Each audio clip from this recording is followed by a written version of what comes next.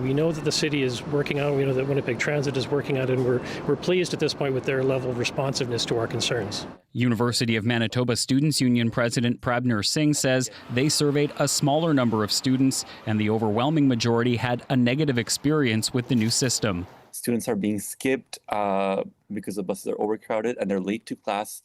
Councillors on the Public Works Committee have asked Transit to find ways to improve late-night service, and they've requested Transit extend the length of time allowed for transfers from 75 to 90 minutes. Josh Crabb, CBC News, Winnipeg. Well, as the City of Winnipeg pushes for tighter rules around homeless encampments, one outreach organization is questioning how effective the proposed bylaw would be and whether it's even legal. One law expert thinks it would likely stand up to a challenge, but as the CBC's Mike Arsenault reports, housing advocates say the bylaw won't solve the problem. This doesn't present a solution to anything. It just either moves it around or polices it. Jamil Mahmood from the Main Street Project doesn't think the city's new approach to encampments will solve the issue of homelessness. Monday, Winnipeg's Community Services Committee unanimously approved a motion that will prohibit encampments in certain areas, including schools, daycares, and community pools. Mahmood questions the legality of the proposed bylaw. Without the available housing, our understanding is that governments cannot move people off public lands. We also are concerned about what this means for the United Nations Declaration of Indigenous Peoples and right to land. A law professor at the University of Alberta says the proposed bylaw is structured in a way that will probably stand up to a constitutional challenge. Because the bylaw doesn't ban encampments, it restricts where they can go. And now the individuals in encampments are going to have to make a more difficult argument that, well, there's a fundamental right to place this encampment here, in this particular place. Last month, an Ontario court ruled in favor of residents in a Kitchener encampment who are fighting a full-out ban on temporary shelters. Eric Adams believes Winnipeg was mindful of these types of legal challenges when drafting the bylaw. The City of Winnipeg has been probably studying the issue carefully so that they have a bylaw that will stand up to constitutional scrutiny. A federal housing advocate says forcing people to move their encampments will only lead to more problems. She believes more adequate housing will solve the issue. Some people, it's just a matter of it being affordable to them. For others, it needs to come with supports to help get a bank account and, set up a way to ensure the rent is paid every month. A spokesperson for Mayor Scott Gillingham says the city's legal team was consulted before the bylaw was drafted. Mahmood says even though Main Street Project was given the contract for mobile outreach earlier this year, the city didn't consult with them before the bylaw was introduced. He's open to having talks with the city about a more proactive approach. Mike Arsenault, CBC News, Winnipeg.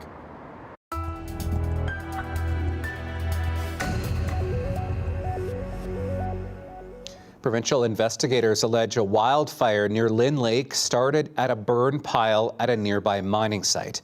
That is according to search warrant documents obtained by CBC News. Investigators allege the company was negligent because it didn't do enough to stop it from reigniting. The I-Team's Kristen Annabelle has the story.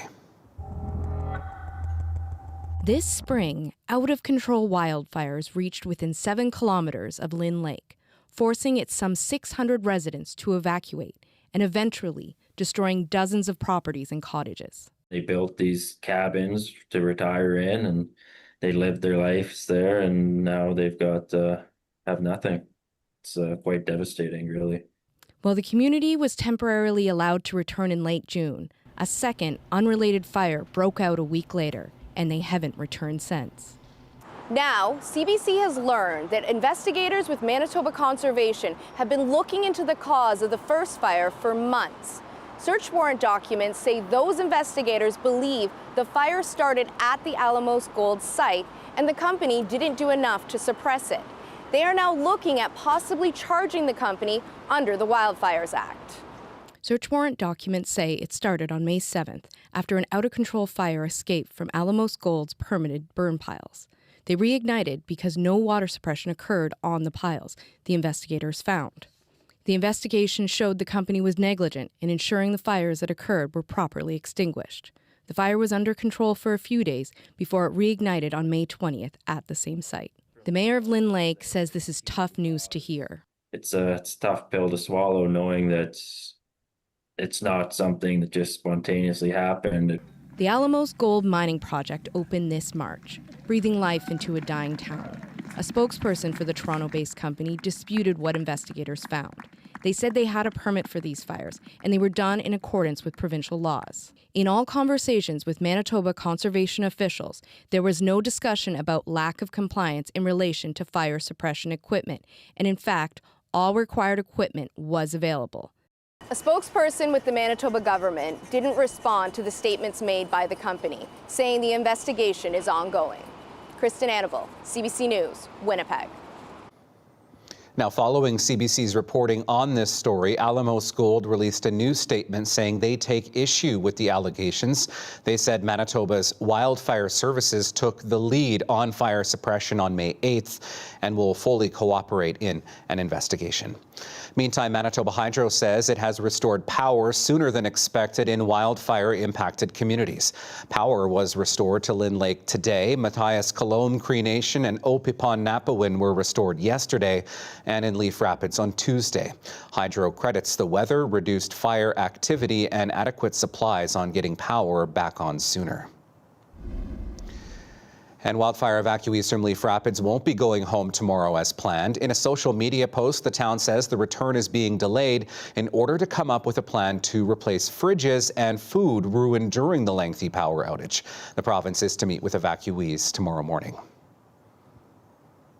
The Premier and one of his cabinet ministers are trying to convince officials at Bloodvein First Nation to stand down from plans to ban non-Indigenous moose hunters. The community intends to stop hunters even if they're licensed from entering its territory by using a check stop. Premier Wab Kinew hopes to resolve the issue before moose hunting season begins in the region days from now. So at this point, just going to make sure that we work towards a political solution and make sure that all Manitobans can enjoy the land and the animals. Kinew says Natural Resources Minister Ian Bushy is also talking with Bloodvein's chief.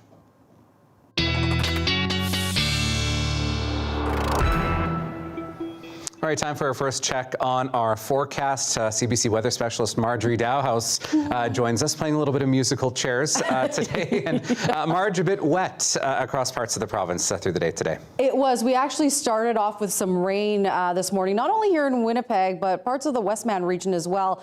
As we know, those showers have cleared up a little bit. Here's a current look now at the satellite radar. You can see we still have some rain, some activity there closer to the Manitoba-U.S. border. Clear up in the north. You were looking at sunshine today. You can see those showers, that activity starting to push east into northwestern Ontario.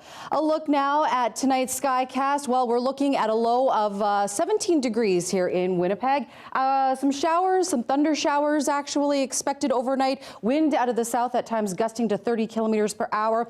By tomorrow morning, still holding steady at 17 degrees. Showers should be ending, so a wet start to Friday. And then by tomorrow afternoon, well, we're looking at some mostly cloudy conditions, some peaks of sunshine, and a high of 23 degrees, Riley. All right, thanks so much, Marge. Still ahead, plans are underway to revitalize Kilkona Park. Why some residents want a new road, though, to be scrapped. That story coming up next.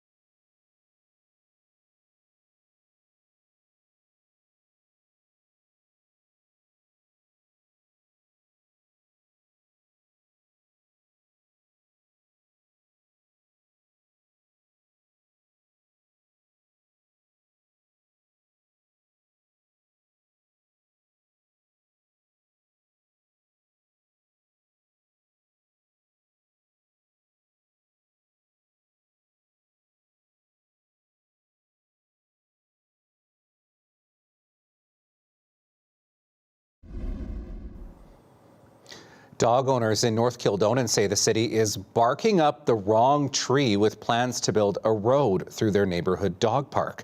A petition to stop the construction at Kilkona Park is garnering signatures because those who use the area say the road could limit their walk in the park. The CBC's Felicia Adam has more. Lie down. Lie down. Rain or shine, Tom Moody is here at the Kilkona off-leash park with his dog Scout.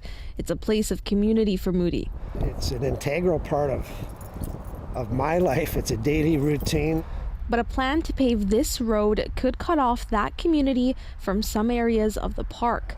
Everybody I've talked to just think it's kind of heavy-handed, this idea of the road. It's intrusive. It's part of a plan the city says will revitalize Kilkona Park. It would include improvements to existing and new trails, restoring buildings at the Harborview Park site, creating recreational areas, and a new public road cutting through the park. The fenced-off area beyond the road would no longer be off-leash. Closing down that part of the park means that we can't walk over there. We can walk in circles in this area. Renee Gould has been coming to the park for years. She's been putting up posters like these, spreading the word about an online petition that, as of Thursday, had over 500 signatures. The road's going to be on this side of the landfill, but it's going to go over around that way. Jeff Brawadi, the city councillor for the area, says the project will cost just over $6 million. There's a lot of communities that want to come and gather out in public. This new North Road will allow the community to come and drive up to an area by a beautiful lake and have a Sunday picnic with friends and family. Community consultation for the project happened in 2014, but Moody would like to see another round before anything happens. It doesn't seem right that they would use that old information for a reason to come in here and do this now. Construction of the new road will start in spring of 2026. Felicia Adam, CBC News, Winnipeg. Well, the South St. Vital now, where residents are worried that a planned development could threaten their well water. A council committee approved the plan last week, even though city staff said they should reject it. The CBC's Cameron McLean has more.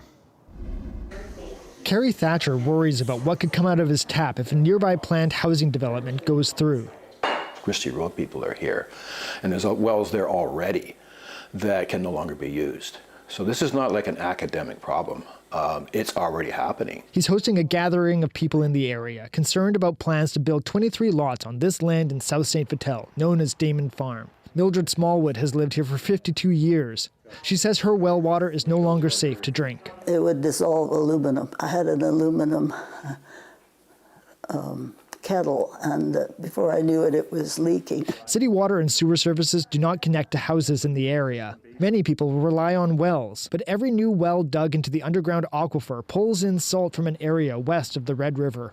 A 2004 study recommended a boundary of half a kilometre east of St. Mary's Road, within which lot sizes smaller than 2.2 hectares would be prohibited. The developer plans to build houses on lots around 1 hectare in size. Jeff Pratt of Landmark Planning told the committee they would put a caveat on all land titles, forbidding new wells, trucking in water, and building cisterns in all new houses. If people are concerned about protecting the groundwater aquifer, the best means of doing so is to have no new wells.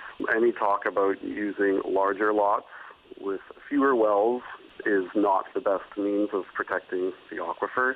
In 2021, council rejected a plan for the same number of lots after city staff said they did not have the power to enforce a ban on new wells in the area. But last week, the Rial Committee approved the plan, against the recommendation of city staff. St. Norbert Seine River councillor Marcus Chambers says he has assurance the city can enforce those caveats.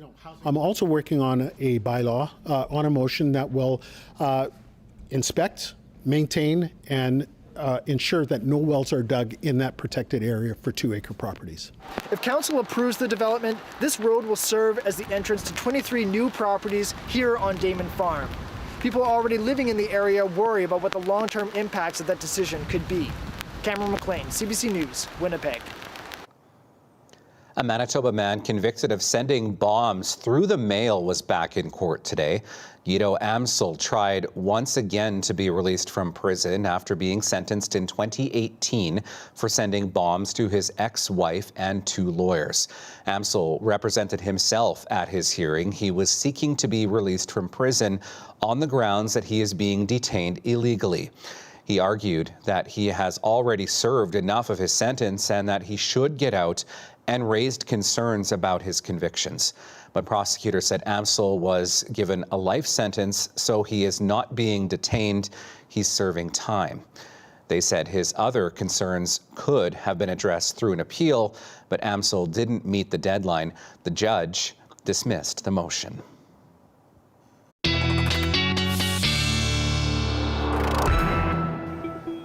Okay, Marge is back with our full forecast now. Usually we're on opposite sides here, but It's like a little Freaky Friday. Deja vu. We're doing a whole deja vu thing here, and you had the pleasure of doing the weather on a day where we saw some rain and some thunderstorms across the province. And I know a lot of folks are hoping for a nice weekend, and not just for harvest, but for some of the many events happening as well. That's right. Well, how about we head to Clearwater? That's because there's a festival that's happening there. That's the Harvest Moon Festival. Let's take a look at what the weather is expected to be like out there. Here is the forecast. 24 degrees on Friday. There is a 20% chance there of some precipitation. 23 degrees on Saturday. Sunday, 50% chance of showers out there. Also the risk of a thunderstorm. Here are the daytime highs today. Well, temperatures were still above seasonal here.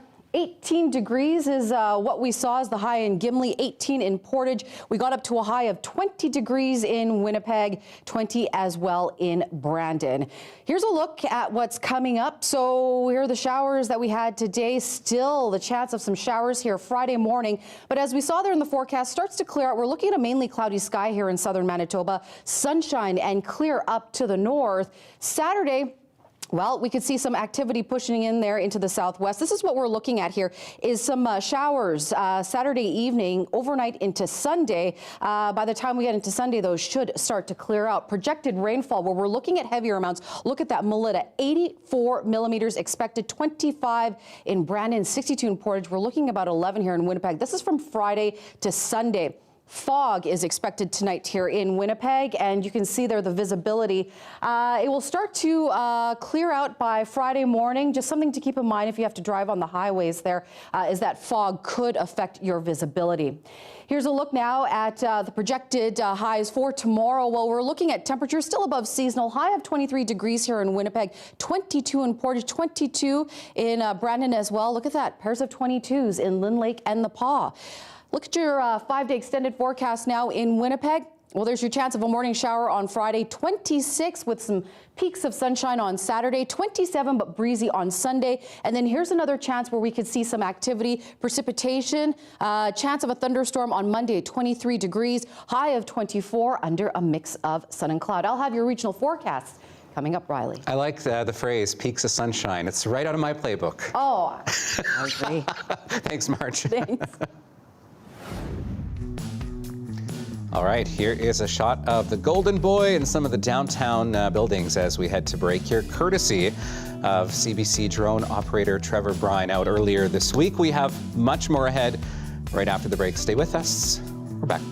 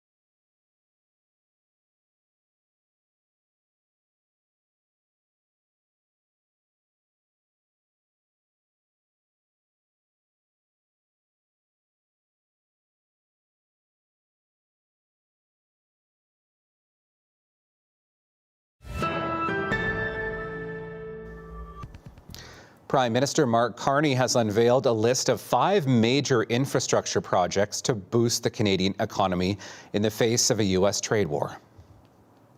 We'll advance projects that turbocharge and connect our regional economies, as well as our economy to the world.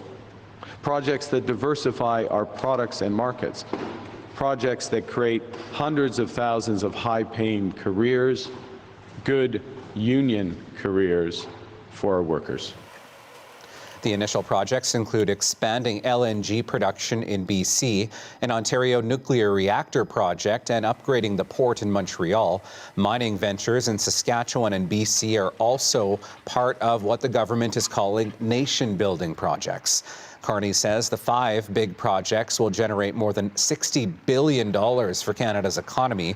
He says they will also create tens of thousands of high-paying jobs. Energy and infrastructure projects have been a key priority for Carney. The expansion of the Port of Churchill here in our province was not on that list of projects. But as the CBC's Bartley Kivas reports, Manitoba's Premier still put on a happy face. Prime Minister Mark Carney unveiled the first 5 major projects intended to make Canada's economy less dependent on trade with the United States. The list includes expansions at the Port of Montreal and the liquefied natural gas terminal in Kitimat, BC. Despite talk of showering infrastructure money on Manitoba, Carney says an expansion of the Port of Churchill as part of a northern energy and transportation corridor requires more work. The port would offer an alternative to west and east coast routes, reduce Canada's reliance on a single energy corridor, and generate more than $1 billion annually in economic activity. This corridor could include all-weather roads to northern Manitoba First Nations and an icebreaker to allow all-season shipping through Hudson Bay. If Premier Wabkinew was disappointed the feds didn't greenlight the Manitoba mega project, he wasn't showing it. It's clear today that they have a lot of interest in Hudson Bay. So I think it's really exciting for us as a province to be able to play a role in building up Canada's economy for the next stage of us pushing back against Donald Trump. Kinew went as far as to suggest Carney's decision not to fast-track a Churchill port expansion will give his government more time to conduct environmental and Indigenous consultations. We got to think about wildlife, environment. Our Indigenous partner governments are going to have a lot of input in this process. The company that owns the Port of Churchill says more work has to be done on the business plan. It's really a matter of pushing it forward and getting into more details on the plans. Manitoba's PC opposition says the Kinew government has failed to do enough work to secure the funding. Other provinces had done the work. Other provinces had consultation with Indigenous groups.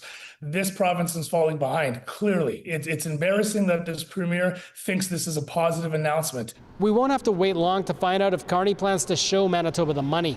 The Prime Minister says he'll finalize his second tranche of major nation-building projects before the Grey Cup is held in Winnipeg on November 16th. Bartley Kivas, CBC News, Winnipeg. South of the border tonight, FBI investigators have released photos of a person of interest in connection with the fatal shooting of Charlie Kirk. The American conservative activist was shot while speaking at a university in Utah on Wednesday. Steve Futterman has the latest from Utah.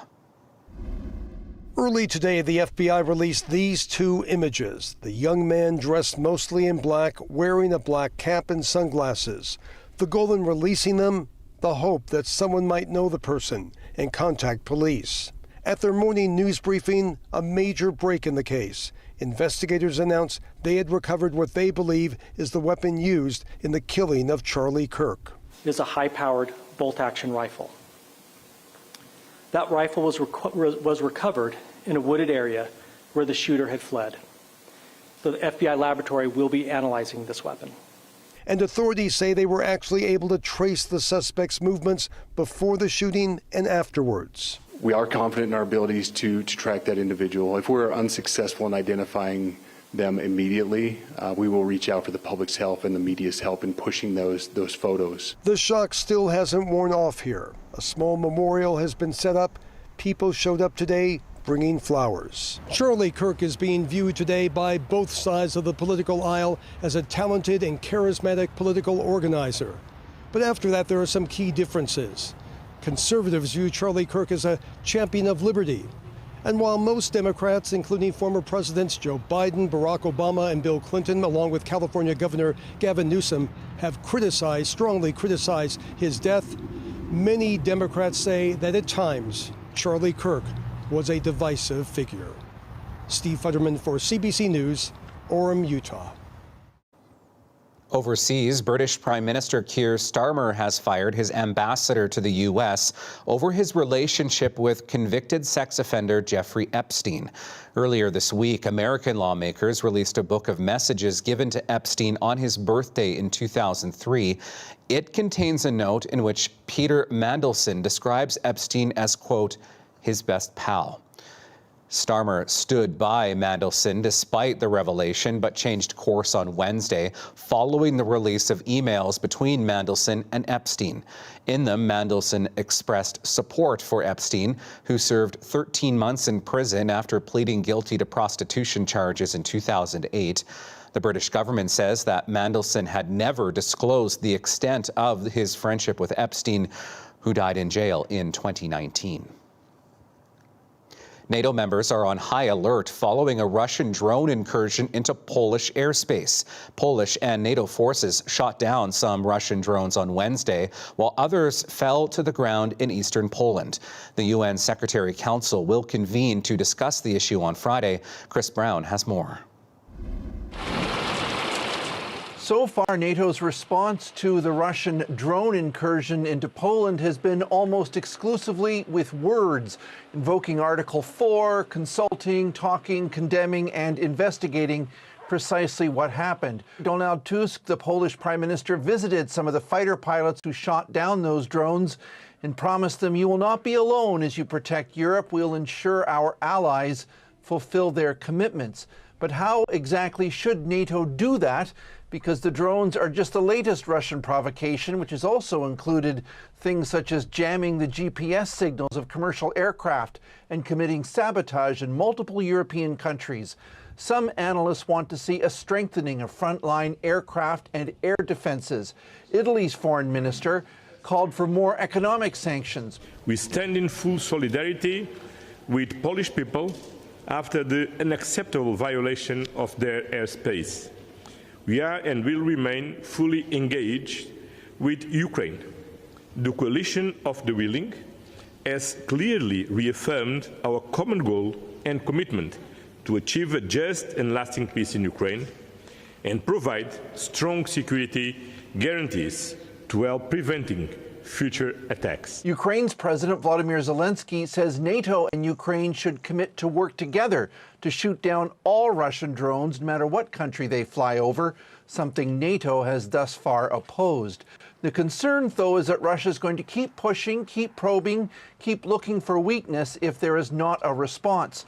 All of this is happening on the eve of Zapad, Russia's major war games. In previous years, those games involved up to 200,000 troops doing drills in very strategically sensitive areas, including the Slovakia Gap, which is a bit of Poland between Belarus and Kaliningrad, and it's long been seen as a potential flashpoint for a future conflict between NATO and Russia. And so this event has always been watched carefully, because prior to Russia's invasion of Ukraine, there were also military exercises that ended up being a preamble for that attack. Chris Brown, CBC News, London.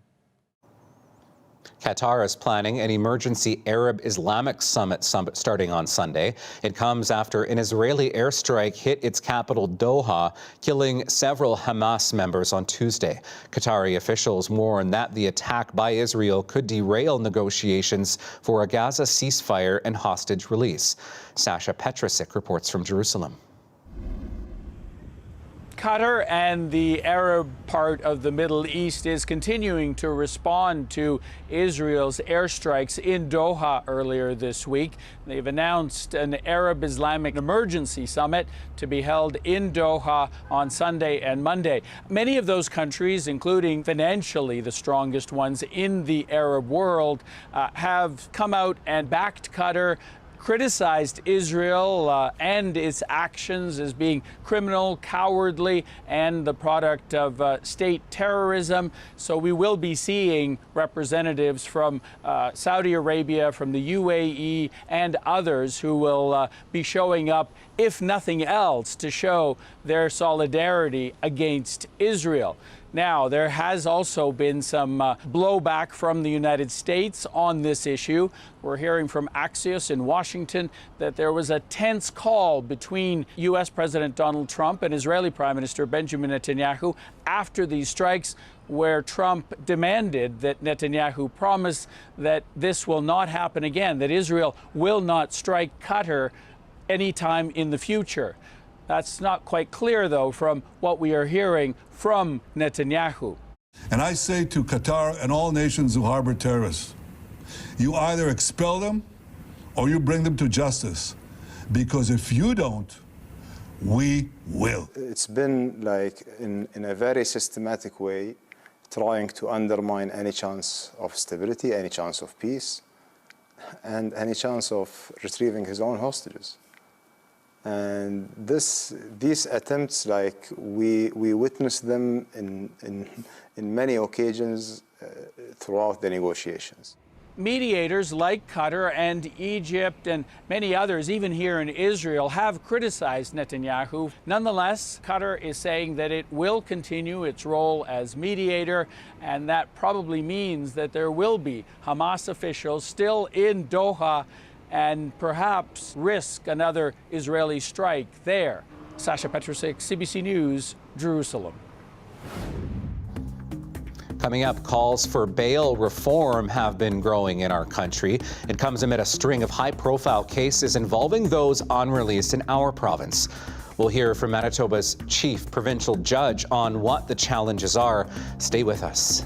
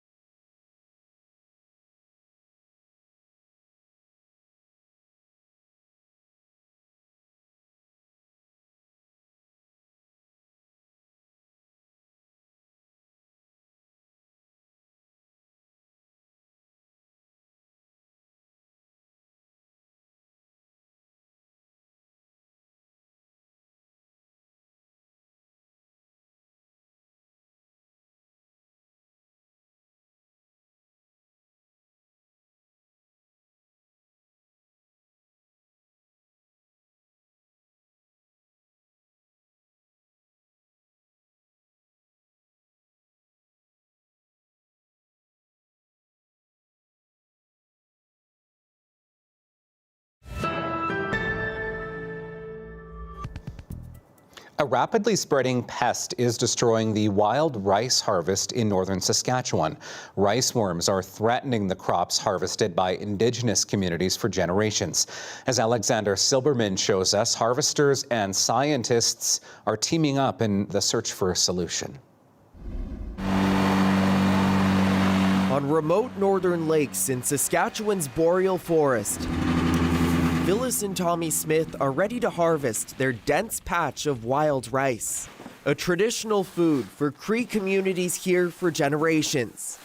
Right here, and here's another one. But these pests, known as rice worms, are threatening to destroy their livelihood. You depend on rice for a lot of things, so it's pretty devastating. Smith and his wife gathered just 20 bags last harvest. The average before the rice worms was 400. It's a big loss. A very big loss, yeah. You almost feel like there's no use for me having a harvesting boat. Wild rice is a major economic driver in northern Saskatchewan villages. A good harvest can bring in as much as $100,000 for a family. But at the local rice weighing station, there's growing concern as these insects eat away harvesters' income. These worms are getting to be a big problem. Lionel Smith says the bugs are killing so much of his rice, he's decided not to harvest at all. 20-30% of your crop is damaged. That's a lot of income. Yeah, yes it is. Researchers are now testing a type of trap using pheromones to attract the insects away from the rice. Experts don't know exactly why the worms are making their way north from Manitoba and the U.S. They believe forest fires could be one driver. You get new growth, and then it provides kind of an opportunity to the rice worm moths. Some are considering leaving the industry. Right now, is the future of wild rice under threat? I would say yes. We almost want to give up. Harvesters in this region are trying to gather whatever rice is left behind and say the search for a solution to save their livelihoods can't come soon enough. Alexander Silberman, CBC News, near Pinehouse, Saskatchewan.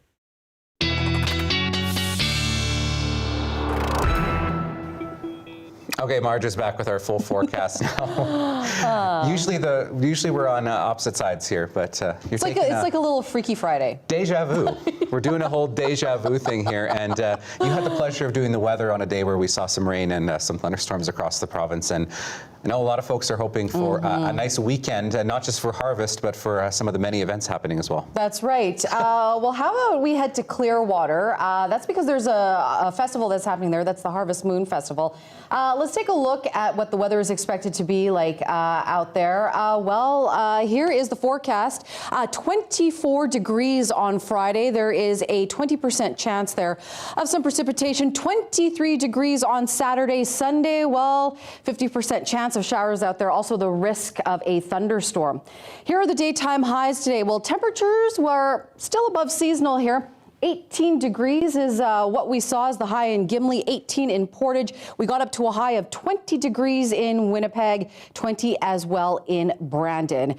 Here's a look at what's coming up. So here are the showers that we had today. Still the chance of some showers here Friday morning. But as we saw there in the forecast, starts to clear out. We're looking at a mainly cloudy sky here in southern Manitoba. Sunshine and clear up to the north. Saturday, well, we could see some activity pushing in there into the southwest. This is what we're looking at here, is some showers Saturday evening, overnight into Sunday. By the time we get into Sunday, those should start to clear out. Projected rainfall, where we're looking at heavier amounts. Look at that, Melita, 84 millimeters expected, 25 in Brandon, 62 in Portage. We're looking about 11 here in Winnipeg. This is from Friday to Sunday. Fog is expected tonight here in Winnipeg, and you can see there the visibility. It will start to clear out by Friday morning. Just something to keep in mind if you have to drive on the highways there, is that fog could affect your visibility. Here's a look now at the projected highs for tomorrow. Well, we're looking at temperatures still above seasonal, high of 23 degrees here in Winnipeg, 22 in Portage, 22 in Brandon as well. Look at that, pairs of 22s in Lynn Lake and the Paw. Look at your 5-day extended forecast now in Winnipeg. Well, there's your chance of a morning shower on Friday, 26 with some peaks of sunshine on Saturday, 27 but breezy on Sunday. And then here's another chance where we could see some activity, precipitation, chance of a thunderstorm on Monday at 23 degrees, high of 24 under a mix of sun and cloud. I'll have your regional forecasts coming up, Riley. I like the phrase, peaks of sunshine. It's right out of my playbook. Oh, I agree. Thanks, Marge. Thanks. Bail reform has been a hot-button topic in Manitoba this week. It comes amid calls for system changes after a string of high-profile cases involving those on release. Ryan Rolston is the chief judge of the Provincial Court of Manitoba. He spoke this morning with the CBC's Marcy Marcusa about how decisions about bail are made. Anybody who's charged with a criminal act in Canada is presumed innocent, and that presumption of innocence follows them all the way through until a judge or a jury finds otherwise after consideration of all the facts. One of the difficulties, of course, in the early going is often the police haven't completed a full investigation, and that's not their fault. It's a long process, and therefore the Crown, the defense, and the judge don't necessarily have all of the details when it comes to that early consideration. Now, the presumption of innocence, of course, is crucial because it leads to another constitutional right, and that's the right to bail. So it is a constitutionally enshrined right in the Charter of Rights and Freedoms. And along with that, there's something that we refer to as a presumption of release. So generally speaking, the idea is that we're presuming that we're going to release an offender, an alleged offender, unless there's a good reason not to. I think that maybe the average person might think, well, if you have had 2 previous offenses, and let's just take this is an example that is not a real case, but you've been you've had charged with armed robbery twice before, you breached bail, now you're accused of an armed robbery, right? And you're in front of you're in this process. It would seem logical that would then be, let's say there's been 2 prior, convictions, that would make sense that would be a higher risk to reoffend. But do you have to look at that case in its isolation? Can you consider the previous, the previous charges? You can consider them. You can consider an alleged offender's criminal record for sure, and we do on a regular basis in bail court. We also have to consider other things though as well, and you look to things like the strength of the Crown's case.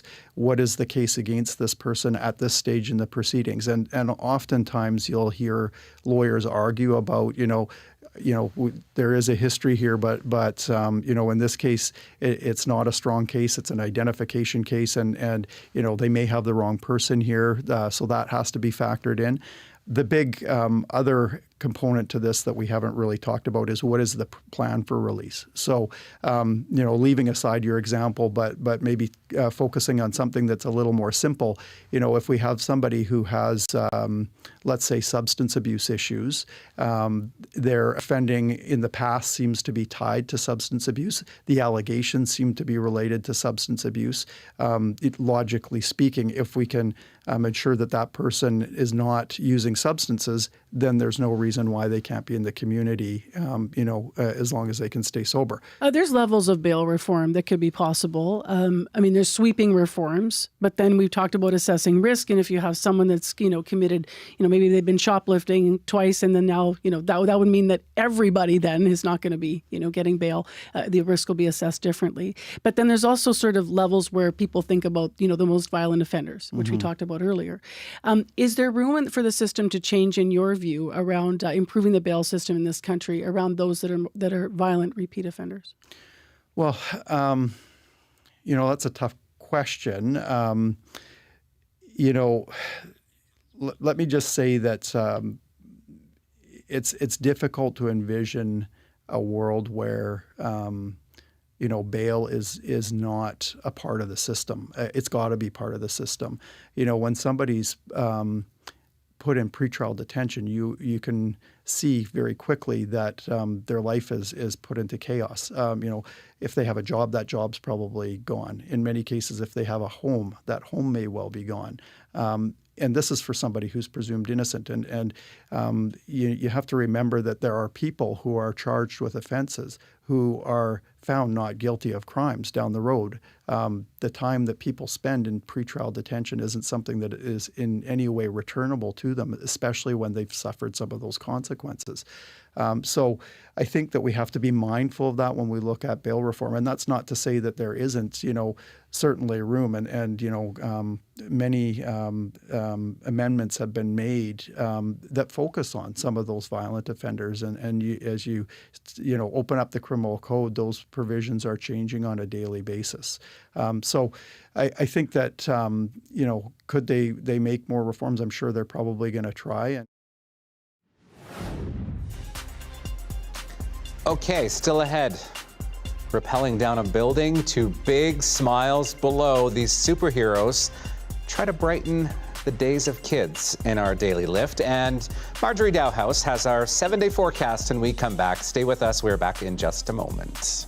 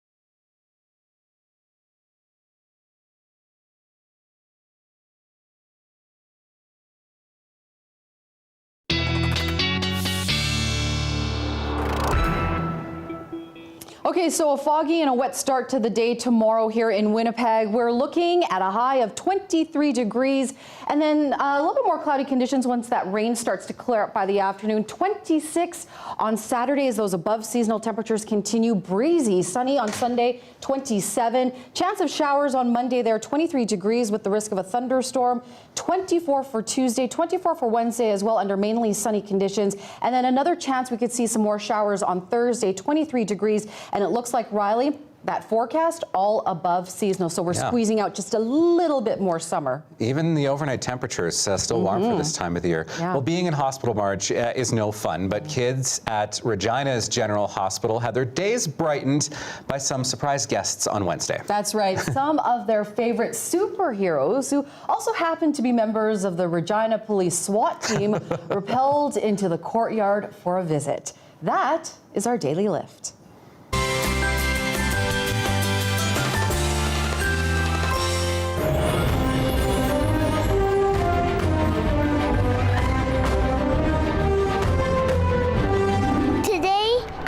Met the superheroes and they love me so much and they gave me this necklace.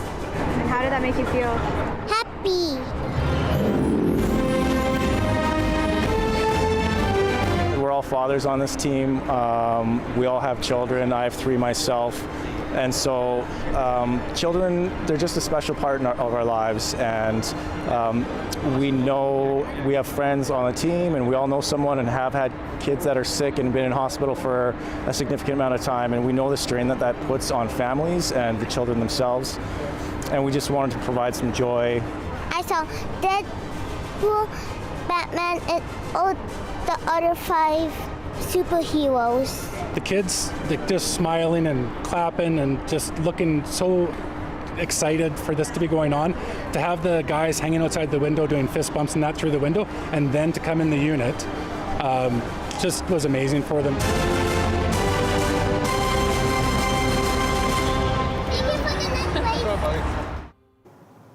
Oh, it just tugs at the heartstrings, doesn't it? Yeah, it does. It's so nice to see those superheroes, but those superheroes were also police officers.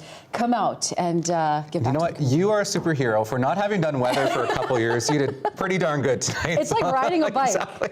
Right? Exactly. See, you did great. Thank you so much for being with us. We'll see you again tomorrow.